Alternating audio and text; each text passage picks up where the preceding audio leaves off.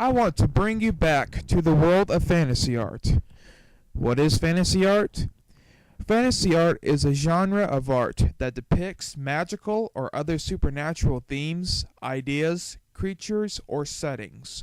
Throughout the course of history, fantasy has been depicted in mythological stories, legends, and also artwork would soon be inspired by the legends and tales passed down from generation to generation. Dragons, wizards, fairies, and other mythical creatures are common features in fantasy art. Fantasy art is a universal language that conveys the mystery of unseen forces and the mysteries of life. The history of fantasy art dates back to Greek mythology, Chinese folklore, various cultural traditions, and African voodoo and magic. It was only in the 20th century that fantasy art became an accepted art form. At this time, more artists were labeled as fantasy artists than at any other time before them. This acceptance and indulgence in fantasy art was the result of modernization and the invention of photography in the 1800s. Realistic art gradually lost its charm because there was no longer a purpose for realistic representation. Now, fantasy art shouldn't be confused with surrealism, fantastic surrealism, and neo-surrealism, because most of the artwork in that category of art is inspired by life events of the artist, and it spawned a whole different art movement altogether that is separate from fantasy.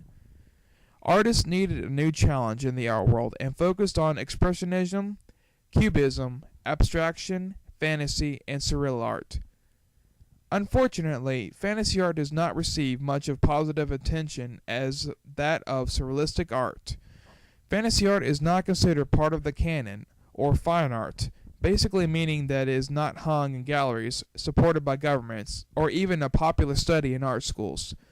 Still, this is a very popular art form, because this has triggered a very popular movement in all categories of art, even as we speak. Take a look around. Look at what this art movement has inspired others to do. This art movement has inspired others to create mystical fantasy movies such as Lord of the Rings, Harry Potter, and other famous movies that I don't even have time to go over. The list goes on and on.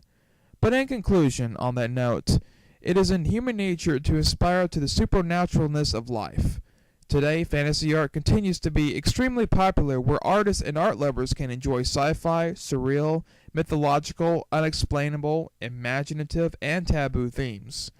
Fantasy art is a mixture of imagination and direct observation of reality. Fantasy art is fanciful, unrealistic, fantastic, dreamy, wistful, and full of rich imagery. As long as people have imagination, there will be supernatural art about it.